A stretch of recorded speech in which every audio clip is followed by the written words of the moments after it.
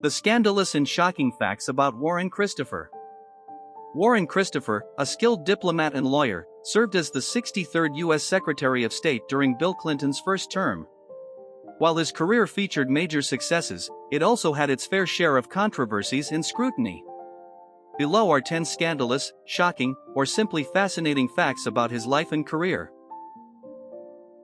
Fact number 1. Humble beginnings in North Dakota.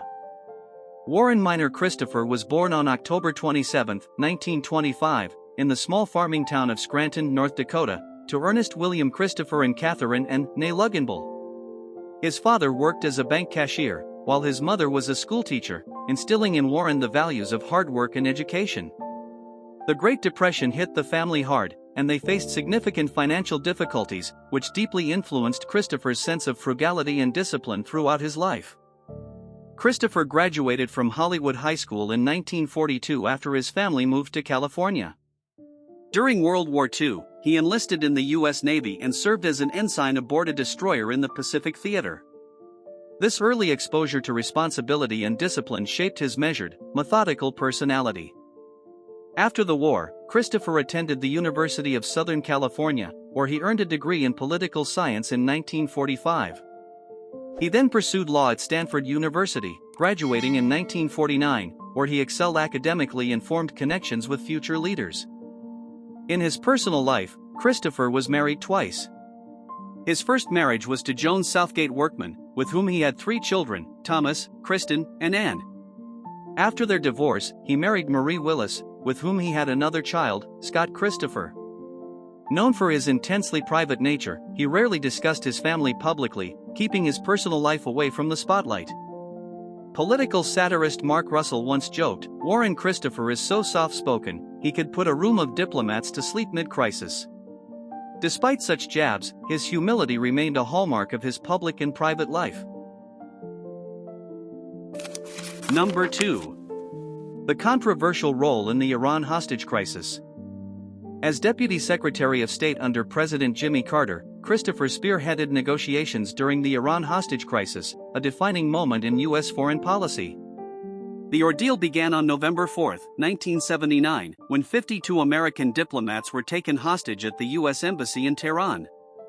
Christopher worked tirelessly behind the scenes, advocating for diplomatic solutions rather than military action. The hostages were finally released on January 20, 1981, coinciding with Ronald Reagan's inauguration, leading to widespread speculation of a Reagan deal, a rumored back-channel arrangement to delay the release and sabotage Carter's presidency.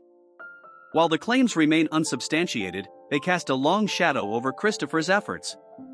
Critics, including Senator Ted Kennedy, questioned whether the administration's cautious approach prolonged the crisis unnecessarily. Despite the controversy, Christopher defended the process, stating in 1981, "Diplomacy is not about speed, it is about safety."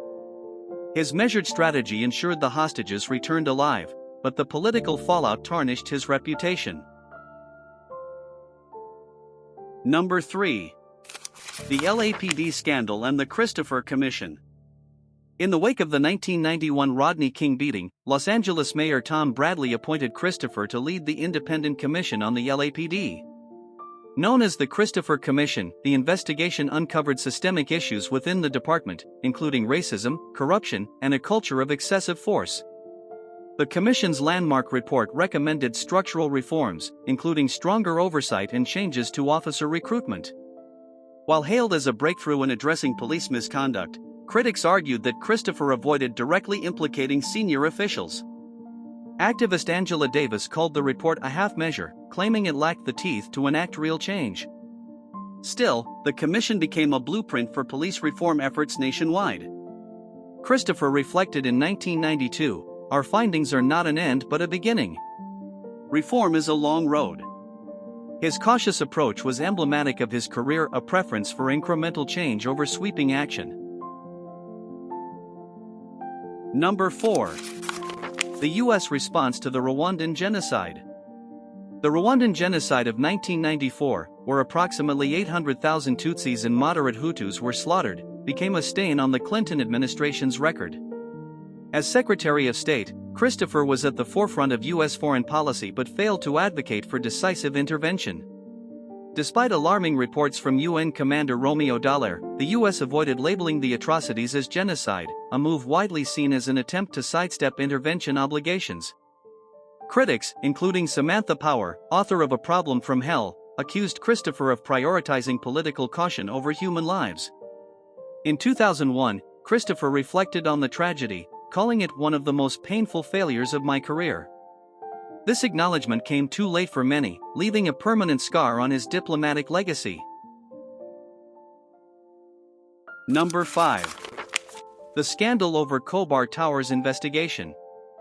The bombing of the Khobar Towers in Dhahran, Saudi Arabia, on June 25, 1996, killed 19 U.S. Air Force personnel and injured hundreds.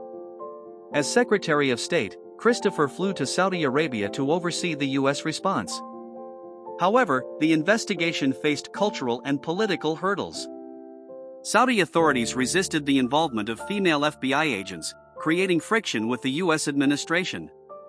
Reports later revealed Christopher's reluctance to press the Saudis harder for transparency, prioritizing diplomatic relations over justice. Critics like Richard Clarke, a former counterterrorism official, accused him of bowing to Saudi sensitivities at the expense of accountability. The incident fueled public frustration over the U.S.'s leniency towards Saudi Arabia, adding to Christopher's contentious legacy.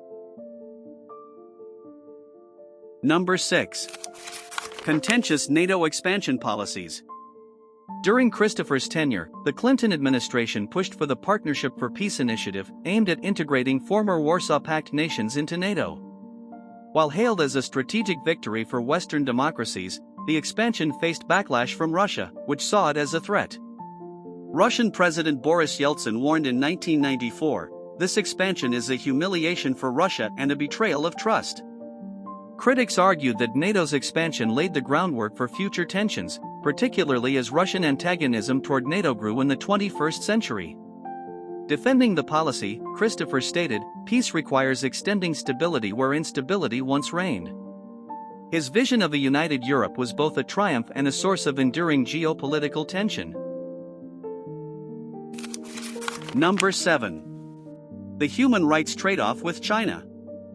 Christopher initially linked U.S.-China trade relations to human rights reforms, reflecting the Clinton administration's commitment to ethical diplomacy. However, in 1994, President Clinton reversed this policy by granting China Most Favored Nation (MFN) trading status despite its human rights abuses. The decision sparked outrage among activists, with Human Rights Watch condemning it as a betrayal of American values. Christopher, tasked with defending the shift, emphasized economic pragmatism, stating, "Our engagement with China serves a larger strategy of integration and modernization." Critics, including Congressman Nancy Pelosi, lambasted the administration for prioritizing trade over principles. This reversal remains one of the most controversial episodes of Christopher's career. Number 8. Mixed success with the Dayton Accords. The Dayton Agreement of 1995, which ended the Bosnian War, was one of Christopher's notable achievements. The accords, negotiated in Dayton, Ohio, brought together leaders of Bosnia, Croatia, and Serbia to establish peace after nearly 4 years of conflict. While praised for halting the bloodshed, the agreement's creation of a tripartite government entrenched ethnic divisions, leaving Bosnia politically fragmented. Critics like Richard Holbrooke, Christopher's successor as a key Balkan negotiator, called the deal a necessary compromise, but far from perfect. Christopher's pragmatic diplomacy ended the war, but the fragile peace it established continues to face challenges. Number 9. Unfinished Middle East negotiations. Christopher devoted significant effort to brokering peace between Israel and Syria, focusing on disputes over the Golan Heights. Negotiating with Syrian President Hafez al-Assad, he made over 20 trips to Damascus but failed to secure an agreement. Critics argued that Christopher's diplomatic style lacked the assertiveness needed to overcome deep mistrust between the parties.